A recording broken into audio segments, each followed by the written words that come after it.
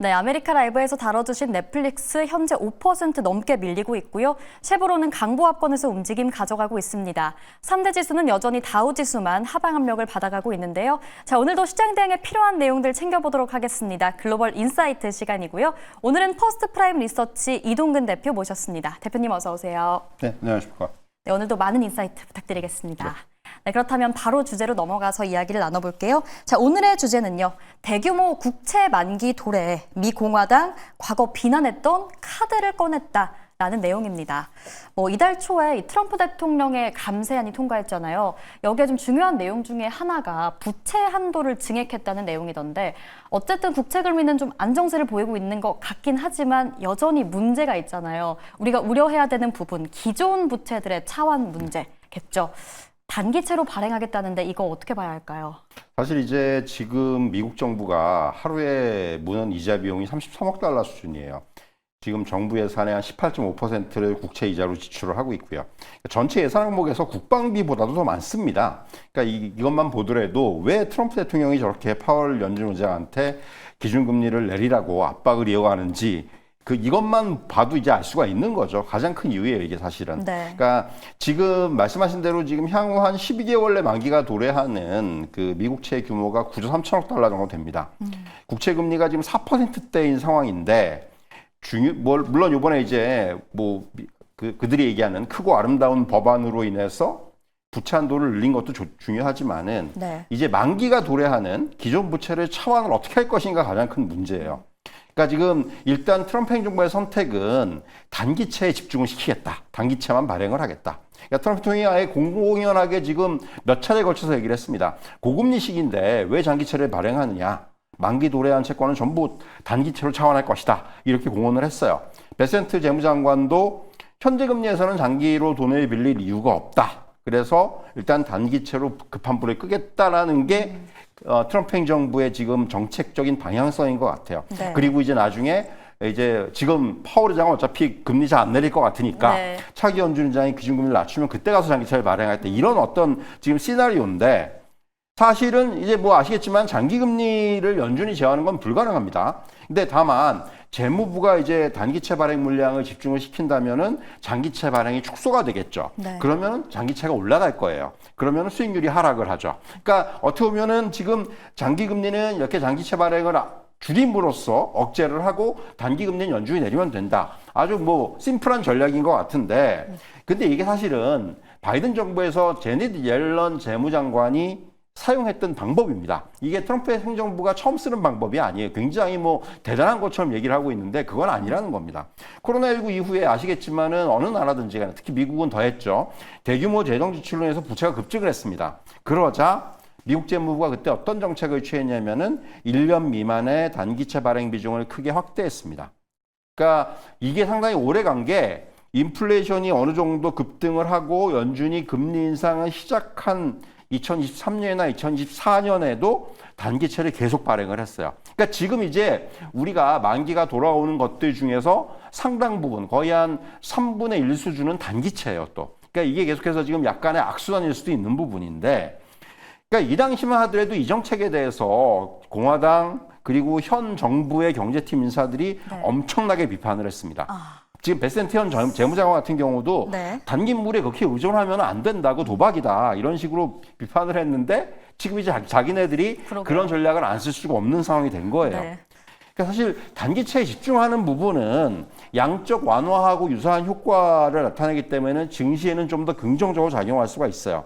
다만 자산 버블이라든가 인플레이션 위험이 굉장히 크다라는 겁니다. 장기채 공급이 줄면은 이제 굉장히 안정적인 자산이잖아요. 이자를 꼬박꼬박 받을 수 있는. 그러니까 투자자들이 이런 하나의 대안이 좀 줄면은 더 위험한 자산 쪽으로 갈 수밖에 없어요. 네. 그러면은 결국은 이게 주식시장이든 아니면 비트코인이든 이런 시장으로 갈 수밖에 없기 때문에 자산 인플레이션이라든가 물가 상승으로 이어져서 금융 안정성을 훼손할 우려가 커진다는 겁니다. 그러니까 포트폴리오의 균형이 좀 깨질 수가 있다는 거예요. 네. 또한 인플레이션이 잡히지가 않는다면은 장기 금리의 상승 위험이 높아지고 이런 부분들이 결국은 좀 부정적인 결과를 초래할 수가 있다는 거죠. 그리고 또 지금은 바이든 정부 때하고 다르게 달러의 악세 국면입니다. 이것도 이제 하나의 변수예요. 그러니까 재정 적자 심화와 결합을 해서 미국채에 대한 수요가 이전보다 약해지면서 금리 상승을 초래할 수가 있다는 거예요. 그러니까 지금 이번에 단기채를 발행하면서 하나의 고민이 그겁니다. 단기채를 누가 받아줄 것이냐. 그러니까 그래서 이제 뭐 이건 약간 음모론입니다만은 그런 얘기들이 나오고 있죠. 관세 협상하고 이거를 연관을 시킬 것이다. 관세 협상 과정에다가 야 우리 채권 좀 사라. 이런 식으로 여기다 어떤 옵션을 넣을 거라는 얘기까지도 나오고 있는데 그건 약간 음모론적인 시각이고 네. 어쨌든 간에 지금 이런 그 수요가 약해질 수 있다라는 부분은 미국 정부의 고민이 될 수가 있는 부분이고요. 결국 장기 금리를 통제하기 위해서 단기채 위주로 발행하는 전략이 오히려 장기 금리를 상승시키는 또 부작용을 가져올 수도 있기 때문에 결국 일단 지금 미국 행정부가 단기채 위주의 전략을 쓸 것으로 보이지만은 이러한 전략이 향후에 어떤 결과로 이어질지 이 부분은 상당히 좀 주목을 할 필요가 있을 것 같습니다. 네. 그러니까 이 단기채 위주의 발행 자체가 새로운 내용도 아닐 뿐더러 이전 바이든 정부 때는 현 정부가 비판했던 내용이라는 거네요. 오히려 장기 금리를 통제하려다가 장기 금리를 상승시키는 요인으로도 작용할 수 있다. 이 위험성까지 체크를 해주셨는데요. 제가 좀 궁금한 게 생겨서 하나 여쭤보고 싶은 게 어쨌든 트럼프 행정부 자체가 차기 연준 의장이 뽑히면 그때 좀 금리를 내려서 우리가 좀 이걸 어떻게 상승시켜 보겠다 이런 의도인 것 같은데 차기 연준 의장이 좀 금리 인하에 비둘기파적인 인사라고 하더라도 FOMC 자체가 12명으로 구성되어 있잖아요. 이게 좀 쉽게 금리 인하가 될 수 있는 건가요? 근데 사실 이제 어느 정도 보통 지금 그 과거의 사례를 보더라도 연준 의장의 영향력은 상당히 커요. 그렇기 때문에 물론 이제 이런 분위기를 어떻게 몰고 가냐가 중요할 것 같지만은 그래서 일단 지금 제가 보기에는 지금 이제 유력하게 뭐 거론되는 인사들이 있는데 결국 그들이 약간 좀 말씀하신 대로 비둘기파적인 성향을 가지고 있고 그래서 이제 굉장히 그런 쪽에서 트럼프 대통령은 좀 낙관을 하는 것 같아요. 빨리 이제 지금 파월 의장 임기만 좀 끝나기를 바라는 것 같고 물론 이제 그게 뜻대로 안 될 수 있는 게 아시겠지만 파월 의장도 트럼프 대통령이 임명한 사람이에요. 과거에 이사로 앉힌 사람이기 때문에 결국 그 부분은 또 어떻게 될 수가 모릅니다. 그런데 이제 다만 어쨌든 지금 트럼프 대통령의 시나리오는 그 차기 연준 의장에 대한 기대가 상당히 크다. 저는 좀 이렇게 좀 정리를 해드릴 수가 있을 것 같아요. 네, 트럼프 뭐 다소 낙관적인 전망을 취하고 있는 것 같긴 합니다. 네, 그렇다면 또 중요한 내용 체크해봐야 될 것 같아요. 이번 주에도 중요한 뭐 소비 물가 지표들이 많이 발표가 됐는데 이 지표들 좀 엇갈린 것 같아요. 어떻게 보면 좋을까요? 사실 월요일 날 제가 이제 이번 주에 중요한 사항들을 말씀드렸을 때 CPI, PPI 그리고 이제 소매 판매가 발표가 되는데 물가 지표는 좀 엇갈렸어요. CPI는 전년 동기 대비해서 2.7% 상승하면서 시장 예상치를 넘어섰습니다. 그러니까 예상대로 여름철에 접어들면서 관세 효과가 본격적으로 물가에 반영되기 시작했다. 이렇게 해석이 가능하다라는 거예요. 특히 주거비라든가 에너지 가격의 상승세가 두드러지는 모습이었고요. 결국은 근원 CPI도 그리고 전년 동기 대비 상승을 2.9% 상승하면서 예상치를 또 뛰어넘었죠.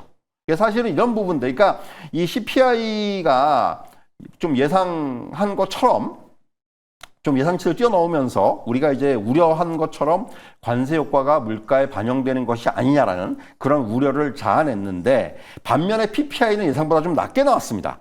6월 PPI가 2.3%가 나왔는데 전월에 2.7%였거든요. 상당히 낮아졌어요. 그러니까 오히려 PPI가 생산자 물가지수 쪽에서는 인플레이션 압력이 좀 완화되는 양상을 현했다는 거예요. 특히 이제 서비스 부분 가격이 소폭 하락하면서 전체의 지수 상승을 좀 억제를 했다. 이렇게 정리해 드릴 수 있을 것 같고요. 반면에 상품 가격은 0.3% 상승하면서 원자재라든가 공급 비용의 압력 확대를 시사하고 있습니다.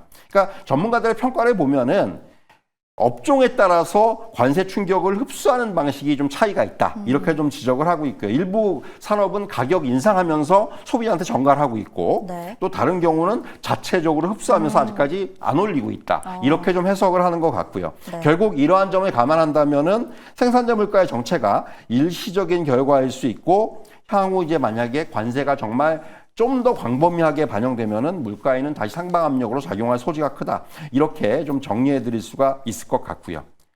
소매 판매는 예상보다 큰 폭으로 증가하면서 소비자 심리가 살아났다는 분석이 제기됐는데 0.2% 이상을 했는데 0.6%가 증가했습니다. 그러니까 특히 뭐 자동차라든가 의류라든가 건축자재 같은 내구재 중심의 소비가 늘면서 소비 심리가 견고한 점을 확인했다라는 점이 좀 부각이 됐고요. 뭐 사실 아직까지 미국의 소매가 그만큼 잘 흔들리지 않는다라는 부분은 확인이 됐어요. 네. 근데 이제 그런 건 있어요. 관세에 대한 불안이 좀 완화가 되면서 물가가 더 오르기 전에 구입하려는 수요가 조기 구매로 연결된 것이 아니냐. 이런 분석도 좀 있는 것 같고요. 그러니까 지금 소비의 흐름을 좀 더 면밀하게 보여주는 소매 판매 핵심 지표는 0.5% 증가를 했는데 이 지표는 자동차라든가 식료품, 휘발유, 건설용 자재 판매를 제외한 항목으로 GDP 산정에 활용이 됩니다. 그렇기 때문에 사실 이런 쪽에 좀 더 주목을 해야 될 것 같고요. 근데 이제 한 가지 좀 이제 우리가 염두에 둬야 되는 점은 물가 상승이 실질 소비 증가를 왜곡시킬 수 있다. 무슨 얘기냐면 CPI가 올랐잖아요. 네. 그러니까 물가가 올랐기 때문에 이러한 그 소매 판매분 증가 일부는 단순히 가격이 올랐기 때문에 그런 것이다. 이렇게 또 해석을 할 수도 있다라는 거예요. 그래서 사실은 분명한 것은 관세 여파가 소비에 부정적인 영향을 미치기 시작했다라는 부분은 이제 우리가 꼭 이제 염두에 둬야 될 것 같고요. 결론적으로 이제 소매 판매 지표는 고물가라든가 무역 불확실성에도 불구하고 미국 소비자들은 여전히 강한 구매력은 유지하고 있다는 점을 보여줬지만은 네.